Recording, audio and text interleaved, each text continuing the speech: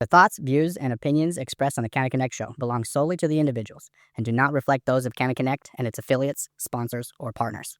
Canna Connect does not promote or facilitate any activity that violates state or federal regulations. Everything you hear here is strictly for educational and entertainment purposes. It is not legal advice, it is not financial guidance, and it's definitely not medical direction.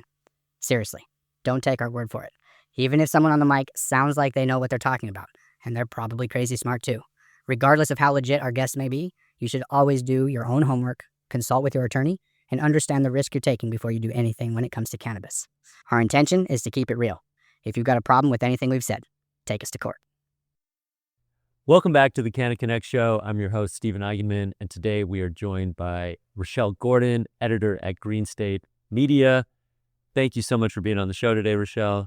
Oh, it's my pleasure, as always. Thank you for having me. Amazing. We're going to get into your background from an early age, the trials and tribulations that led you into the industry. It's really a deep, touching story, and one that you've been able to share with so many along the way. And I think the work you're doing is incredible. If folks are interested in really understanding what it takes to be a leader in the journalism and cannabis media space, this episode is for you. We're also going to touch on the little things like how we met, your wedding to Kurt, and just the little touch points along the way where we've been able to support each other. And I'm so happy to have you on the show. Thanks for coming to Open Window Studios, and let's get into it. Let's go. All right. Shout out to everything that we've done and I've been able to be a part of with you and vice versa. I mean, your wedding was truly a one-of-a-kind experience, and I know you put a lot of time and effort into that. So kudos to you and Kurt for pulling off such a great party. Thank you, and thanks for being there. And I do have to give a shout out to Christina Morrison, who was our wedding coordinator and really helped make it happen. And she actually won a national and a regional event planning award for the cannabis wedding. And we were featured in Minnesota Bride. Yeah. So shout out to Christina. If you want an amazing event planner and coordinator, she's the one. Wow. Yeah. So not only did you get recognized locally, you got she received a national award as well. Yeah, in their industry, like the event planning industry. I think it's the ILEA. And their award show looked sick. Yes. I mean, was it in Minneapolis? So they had something, I think, regionally, but then their national one, it was like futuristic space theme. I mean, you can imagine the event people putting on the event. Yeah. It's like, whoa, I can't even dream that big. The Four Seasons.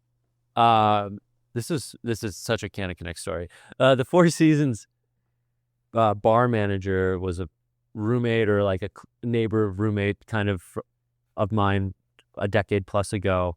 Saw what I was doing with Canna Connect, connected me with the person who was procuring vendors for that space themed party. I put them in touch with Lauren Bertrand from Wink. Wink was the THC bev vendor at this space-themed party at the Four Seasons, and so that was super cool to see hemp beverage cross over into an acclaimed brand like the Four Seasons, but also like good on them for just realizing people need options, and alcohol is not the only beverage of choice these days. No, totally. And when I first went to Castina with the concept for our wedding, she said there was a lot of interest in the event industry. Like, how can we integrate this trend? And so she's really set the bar and set a model for how to do it compliantly and tastefully. So good on her and good on their industry for wanting to welcome us in with open arms. Yeah. Hey everybody, Stephen with Canna Connect, taking a quick minute to shout out today's sponsor, CEE. That is the Center for Energy and Environment. If you're not familiar with CEE, they're your one-stop shop for all lighting rebates. If you are in XL Energy territory and you're a micro business, CEE is somebody that you need to talk to. Give Brad a call, give Tony a call, go online, one-stop shop, LED lighting rebates. They'll help take care of up to 60% of the costs associated with your grow and your build-out with the lighting. Really nice people, great people to work with, huge sponsors of Canna Connect, and give them a shout. That's CEE, Center for Energy and Environment. for folks that weren't at your wedding, Mhm. like, what were some of the cannabis accoutrements as well as like the available products that like we all could utilize? Like I remember the Canna bar. Yes. So, I mean, so we had it at MJ Haberdashery, which is a local hemp farm. There was hemp everywhere. In the decor, we had it in the ground floral, we had it in the bouquets. We had a massive thing hanging from the ceiling over the dance floor, this floral installation. We had it on an arch going into the tent. It was literally everywhere. My husband grew a bunch of hemp for the event. He was harvesting 2 days before the wedding. So that was a lot. And then we had a cannabis bar. We had 4 different cultivars, some high CBD strains provided by MJ Haberdashery, by Molly, as well as some higher THC strains that my husband grew. And then we also had THC drinks Yes. available at the bar. We did not have liquor on purpose. We specifically had beer, wine, seltzers, and then THC drinks. And we worked a lot with both the gentleman who was running the cannabis rolling bar and then the people who were running the drinks to make sure that the guests were educated. There were a lot of folks at our wedding who came from the industry or had experience consuming, and a lot of people who didn't. And so we wanted to make sure that they were asking our guests the right questions, understanding the dosage, understanding how this could make you feel versus alcohol or in combination with alcohol if you're imbibing with both. Right. The last thing that we wanted to have happen was for someone to have a bad time. And I think the worst thing that happened was someone told me afterwards that they got really stoned during the cocktail hour and were really quiet during dinner. And he thought that everyone knew he was too high. He was like paranoid, but I mean, he was just in his head and he was fine. The only other thing too was Castina told us that when they started putting out the desserts, we had a dessert bar. They had a really hard time keeping people away from it because they wanted to take a picture of it before. And then people just swarmed the desserts like immediately. But no, it worked out really, really well. And everyone had a really nice time. We had people from all over the country, lots of different political affiliations, like different backgrounds, and everyone got along swimmingly. The conversations were all great, and it was really, really nice to see. Amazing. Yeah. And the espresso bar was also a really great touch. I mean, if you are getting married and you are thinking about having an espresso bar, pull the trigger. It is totally worth it. We actually were so obsessed with the coffee that they serve, we reached out to them to find out what beans they were, and we've been buying them, and they're delicious. And yeah, that was, I think, a nice touch, and it was not super expensive either. And definitely worth it. Amazing. Yeah, nice job. Thank you. So that was 24. Yeah, October 24. We're now you guys have been married for over a year now. That's right. Let's go a lot further back. We're here today with Rachelle Gordon. Keeping the name Gordon, is that right? Professionally? In the eyes of God, I am a Kinnaman, but yes, like legally and in my professional life, I'm still Gordon. The Rachelle Gordon, formerly Stay Gold 612. But take us back. I had the pleasure of running into you, meeting you about 6-7 years ago. 6-7. But how about let's go back to Wisconsin? Let's go back to your origins a little bit, and for folks that are new to you or have not had the chance to really get to know you, let's share a little more about who you are and where you came from. Sure. So I grew up in West Central Wisconsin, in Glenwood City, Menominee area, and, had a very regular life, I guess, like small town speaking. I guess it wasn't regular when you think about my actual childhood, but we won't get into that. And discovered cannabis when I was in high school, instantly fell in love with it, grew up in a very heavy drinking culture, never really thought that alcohol was for me. Cannabis resonated much more so in a lot of different ways. Got into education. I studied education. I was an au pair right outside of Amsterdam when I was 20. Really? So spent 8 months living in the Netherlands and soaking up the cannabis culture there and hanging out in coffee shops on the weekends. And that was really interesting. Learned a lot about hash, Moroccan hash and Turkish hash. That was great. Came back, finished my education, and went to Hamlin, right? Went to Hamlin, right? I went to a tech school to begin with, Chippewa Valley Technical College in Eau Claire, and then transferred to Hamlin and St. Paul. I studied social justice and education. Was heading up the Students for Sensible Drug Policy chapter there at Hamlin, so really proud of that. Yeah. Got busted smoking weed on campus. Got a ticket for that. What can you do? Check. And then was working in education after that, after graduation, but ended up outside of school, getting arrested for felony cannabis possession actually in 2011. So had to quit teaching while I was working through my court case. And How scary was that? oh, it was pretty terrifying, but I'll be totally honest with you. Like when it happened, I didn't freak out until the cops left. Yep. And it was kind of all over, and I was like looking around my house because they raided my apartment, and seeing like the mess and everything, but they were actually very nice to me. And I know that is very much speaking to my privilege because they wanted me to talk, you know, and that was really clear, like from the jump. I mean, one of the first things the officer said to me, I was walking my dog when it happened, actually. I was walking my dog and they pulled up next to me and they got out and they said my name. And I was like, oh no, what does that mean? And he was like, don't worry, we're going to work with you. You know, and so I immediately recognized the fact that they were probably wanting to use me to get to a bigger fish, right? And so I feigned like I was going to be compliant, and I was polite to them. I was, you know, trying to be compliant. But I didn't end up talking, you know, and I lawyered up, and then about maybe 8 months later, I was charged by summons in the mail. Okay. So, it was really scary, but I didn't actually go to jail that day, under the guise that like maybe I could, you know, help them. They wanted to partner. Yeah, exactly. They wanted to collab. But no, so I didn't end up doing that. And then they eventually charged me with 2 felonies, 3rd-degree felony possession. Okay. Yeah. Okay. So that was really scary. But I ended up getting into a diversion program, a drug court, and it was about 16 months of random UAs and going to court and treatment and all that. Okay. And but I really became a big advocate for these problem-solving courts because the vast majority of people who were there for methamphetamine, like fentanyl, things like that. I was maybe one of 2 people there for cannabis. Sure.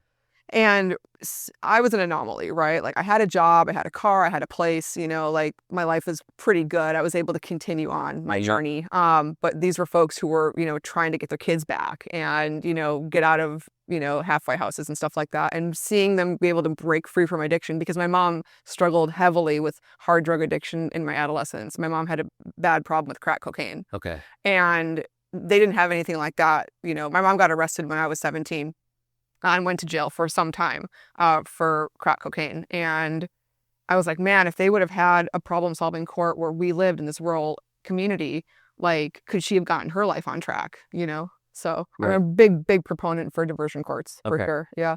Thank you for sharing more than just the Rachelle got in trouble for selling weed prior to getting into the cannabis industry, because I'm already connecting deeper in my family and the people in my life as far as how it relates to drug addiction and struggles. And if it's happening for me, I know it can be happening for others on YouTube, LinkedIn, Facebook. Make sure to follow the Canna Connect show. But jokes aside, that critical, transformative, unfortunate event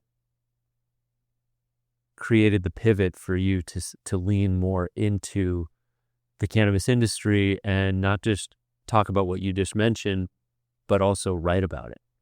Yeah, exactly. I do believe that I would not be where I am today if I hadn't have been busted. That's for sure. At the time, I was really mad, right? Because we're pretty sure someone flipped on me, so I felt betrayed. Okay. It was very expensive. It took a lot of time. I lost my job, right? And it was a lot to deal with. But I also recognize that it could have been so much worse. And I'm so fortunate that I was able to get the deal that I did, right? Because not everyone is that lucky. I don't have a felony on my record, right? The arrest still comes up. The charges do still come up from time to time, but I can manage it. It's manageable.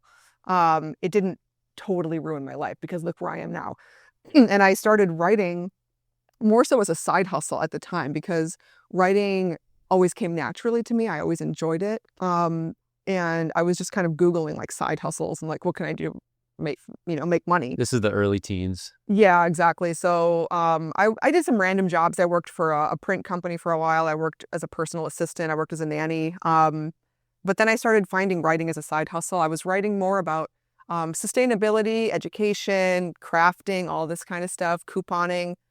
I was really into couponing at the time. But then as I started getting out of drug court, the legal cannabis industry started happening, right? Yeah. We started seeing adult use legalization happening. Yep.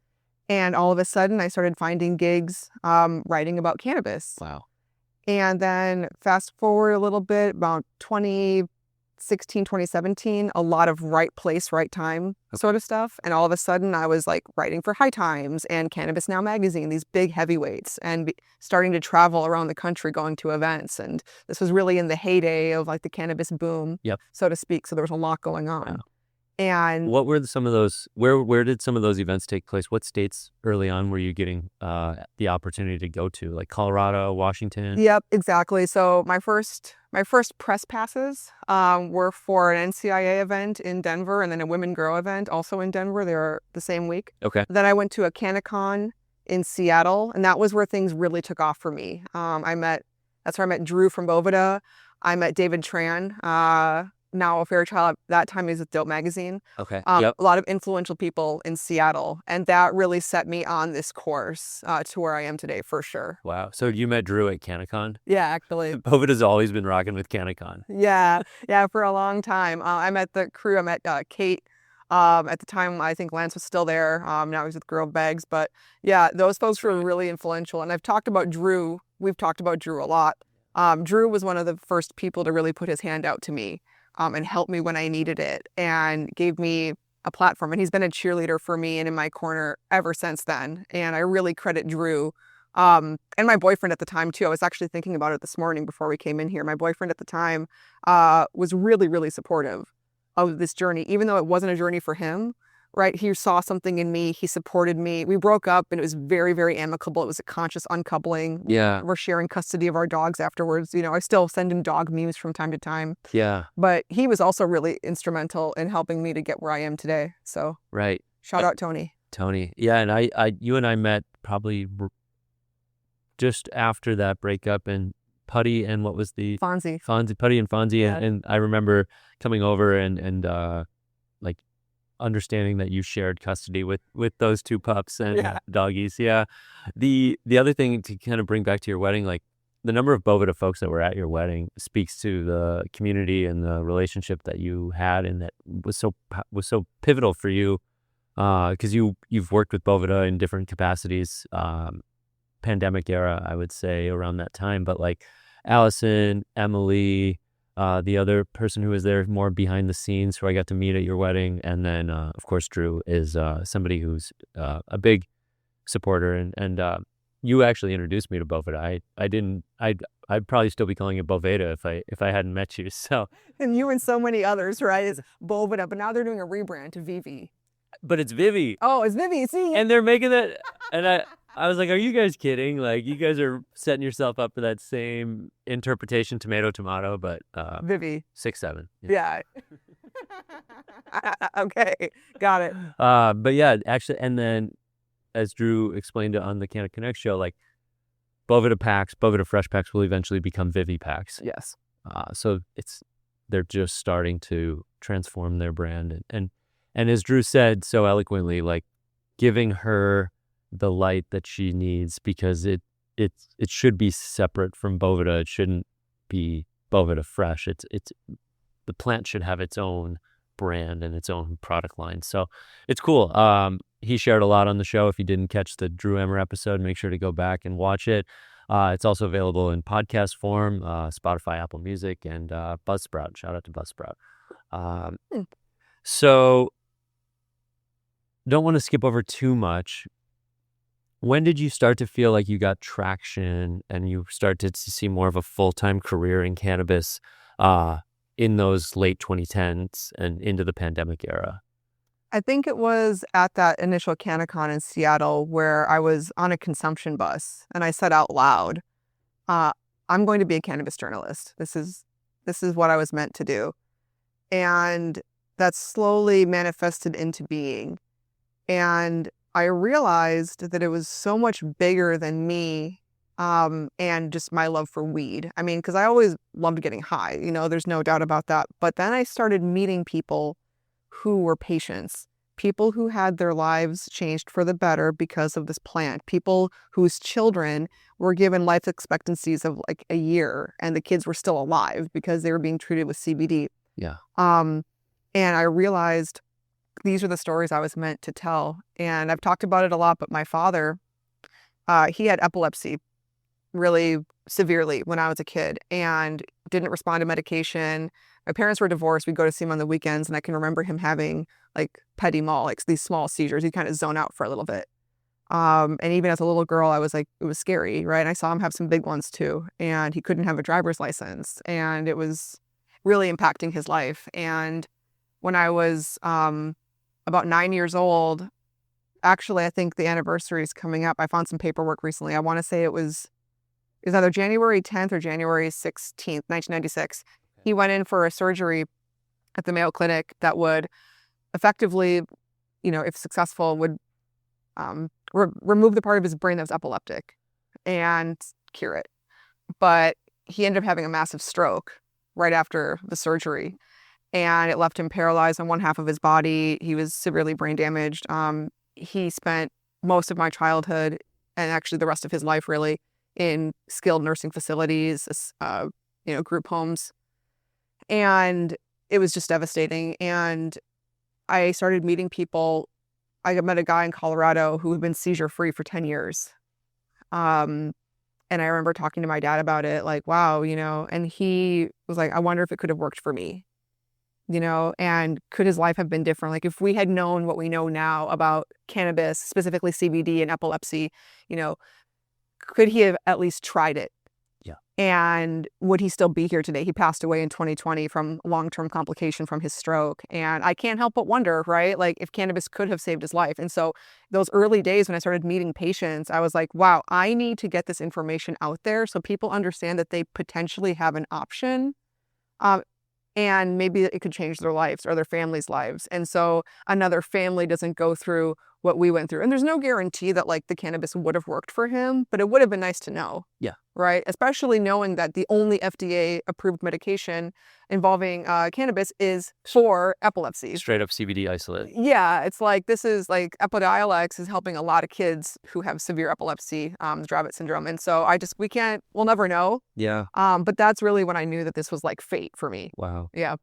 And I think about how more access has been coming really since 96 or 97, every 10 years, like as a check-in, because I'm a 2007 high school graduate, and I know the California Compassionate Care Act was like a 1997 measure. So I think about 97, and then I think about 2007, and then I think about 2017, and now we're closer to 2027. And it's like, Schedule 3 could be on the board by then, and just the access to education. Like I heard or research. I heard Matt Robidoux. I called him recently, and he's like, well, now it's clear that there's a path for me to get my PhD in cannabis through Schedule 3, and the residuals that can come to the patients as more research is done on our soil, not necessarily Canada or Israel, and being able to allow that to empower Americans to consider CBD as an option. And, the executive order from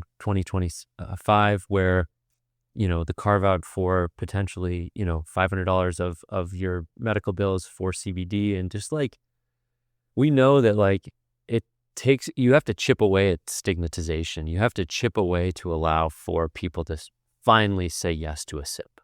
Yeah. Or a drop or even a lotion, and so like it does take grassroots efforts, and it does take folks saying, I'm going all in. I'm going to commit myself to cannabis. And I remember saying that to Zach Robbins, May of 2020, to say,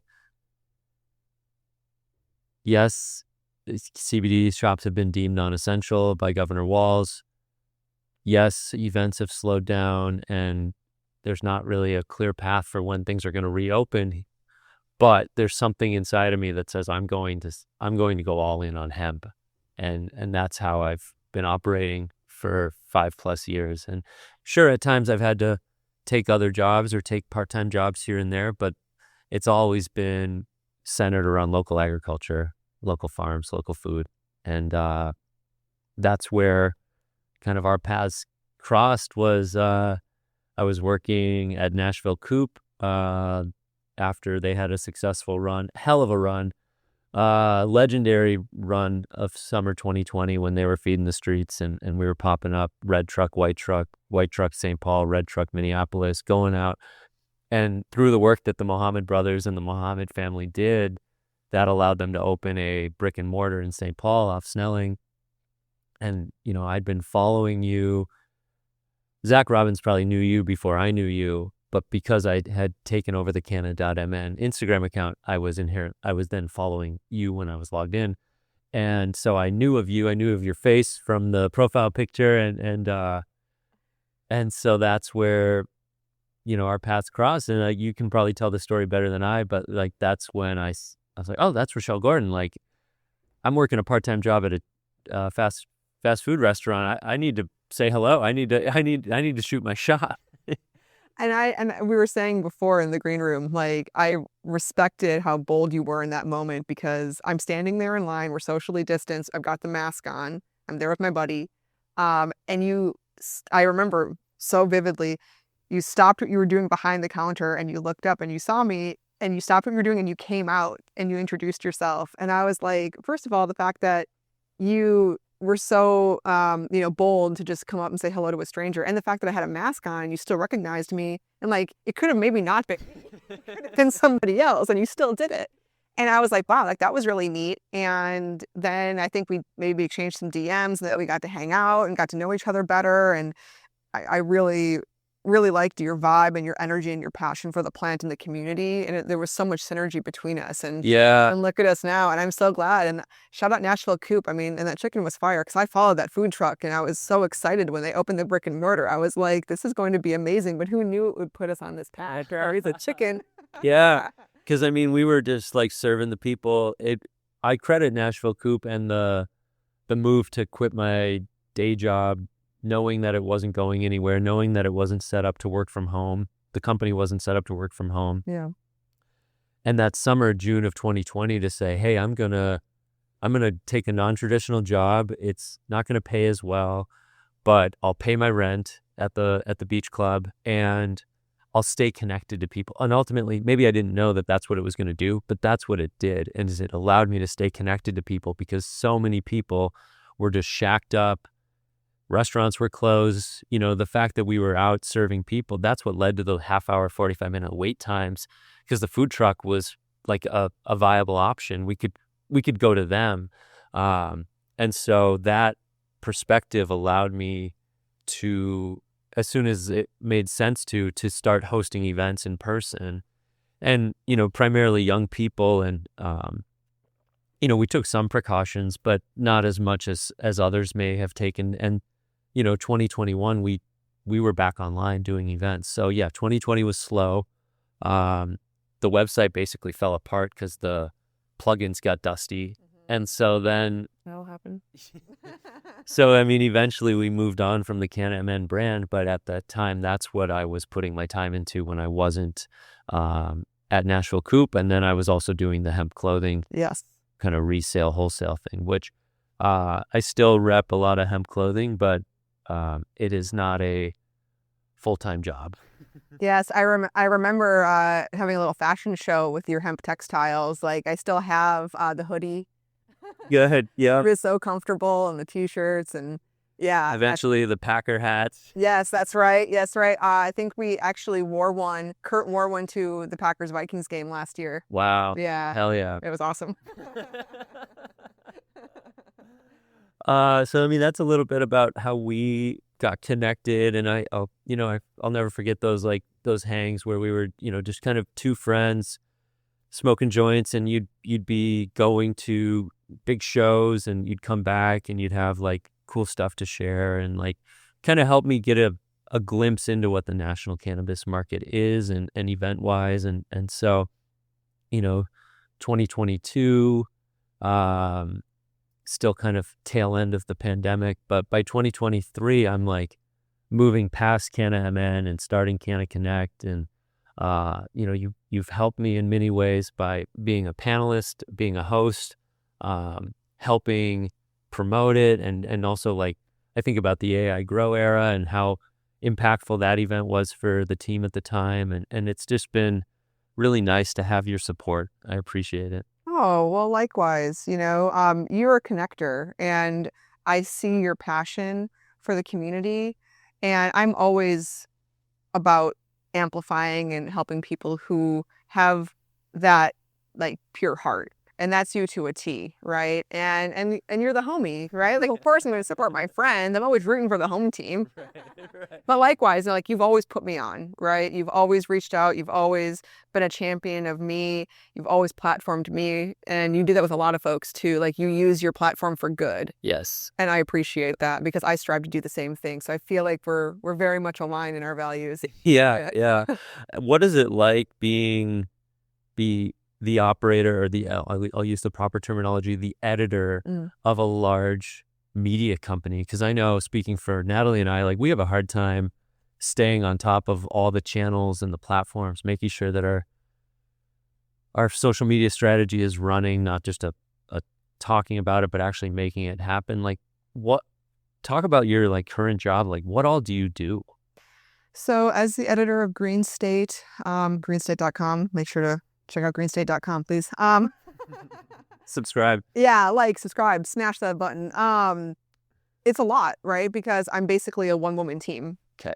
And so I'm finding stories, I'm, researching, I'm interviewing people, I'm building a content calendar, I'm building a marketing strategy, I'm writing stories, I'm editing freelance and guest posts, looking at op-eds and guest posts from potential thought leaders in the space, going to events, seeing what's trending, speaking on podcasts, going and speaking on panels. It's a lot. No 2 days are exactly alike. Usually I start off the day, I usually put up a story right away in the morning, either one that we had written previously, or maybe there's a big news of the day. So yesterday, for example, this will come out in February, but as we're recording this, yesterday there was a bill introduced in Congress to potentially delay this looming ban that's coming for hemp products. So that was breaking news. Obviously, we had to be on that super quick. We also have a newsletter, the Field Guide. Sign up for the newsletter.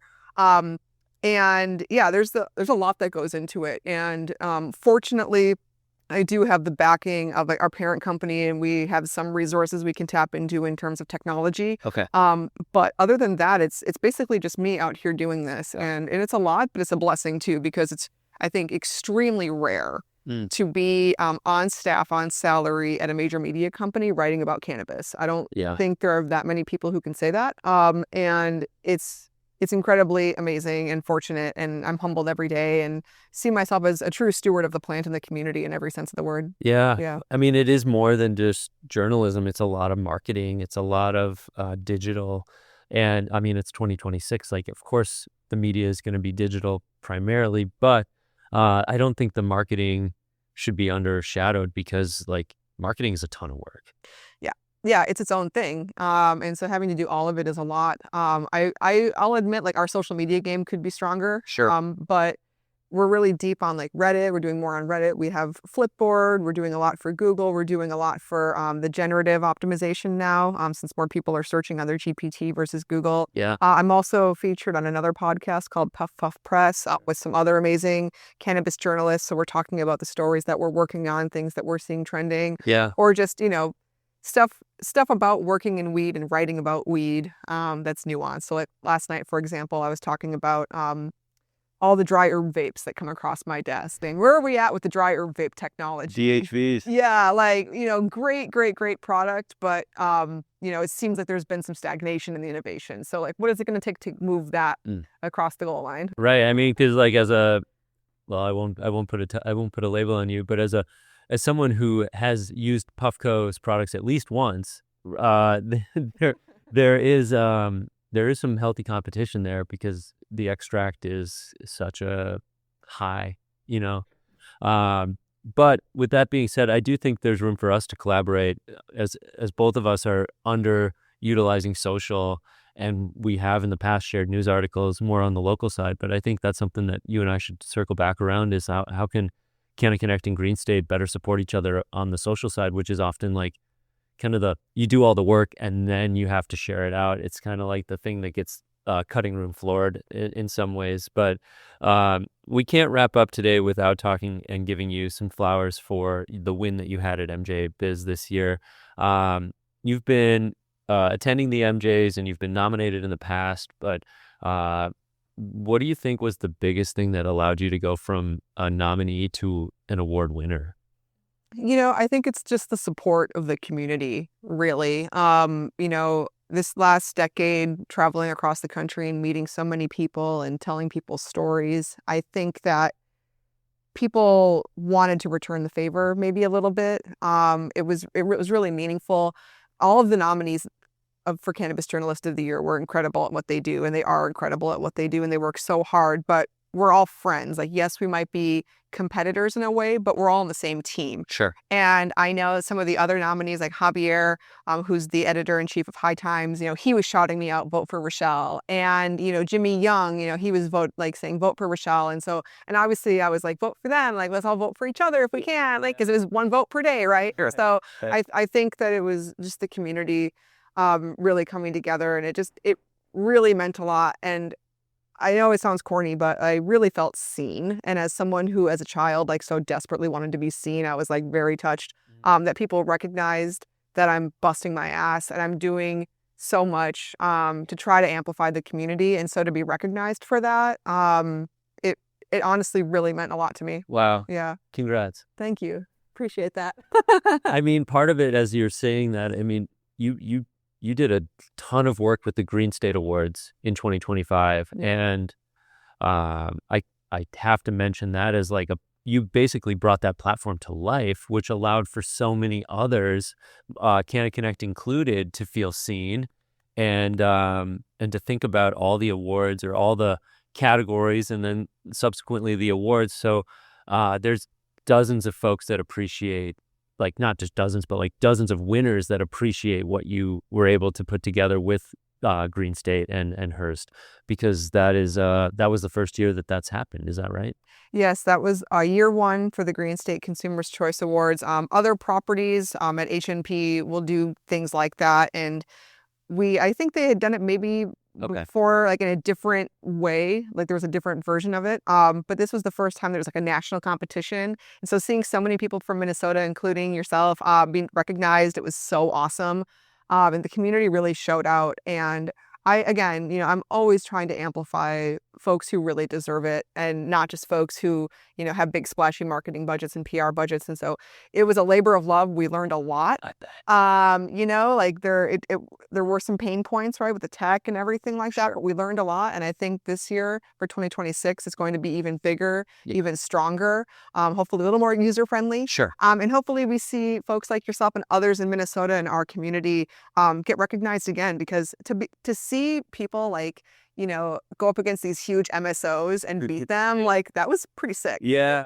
I mean, it comes down to, mobilizing your following and your network to encourage. And I definitely think this year will be even better than last year. And like, some folks and yes, they're single operators and they're just like worried about, packing gummies and selling gummies. But like, hopefully this conversation and the promotion that'll go into year two will really allow people or provide the realization that people should take this award seriously, that it shouldn't just be like, oh, it's the last day to vote for the Green State Consumers' Choice Awards, like make sure to vote for me, because I did see some of that, but like also I know that there were lots of votes, so it wasn't just the last minute stuff. And I have to say, like, we were touched to see the Cannaverse nominated because it was very early for the Cannaverse at the time. But now that's much more part of our platform, and we hope to continue to grow it. So And I know that you will. And this is just a small way to do that. So yeah, excited for what's coming in 2026 for both of our platforms, honestly. Yeah, amazing. I'm glad we could kick off the new year with a good sit down and keep in touch more this year and on a monthly basis versus 2025 got a little bit away from me, and I look forward to continuing to build with you in 2026 and beyond. Always. Always. Awesome. Rachelle Gordon, Green State. If folks want to get in touch with you, where's the best place to reach out? You can follow me on Instagram at Rachelle. It's Rachelle, not Rachel. It's Rachelle, the writer. Also LinkedIn. Obviously, LinkedIn's popping off for cannabis. So feel free. My DMs are open. If you have a story that you want to share, or a product that you want to be reviewed, anything like that, feel free to hit me up and we'll see what we can do. Amazing. And go to greenstate.com. Yes. Make sure to subscribe to her newsletter as well as check out the platform and vote for the Consumer Choice Awards in 2026. Yes.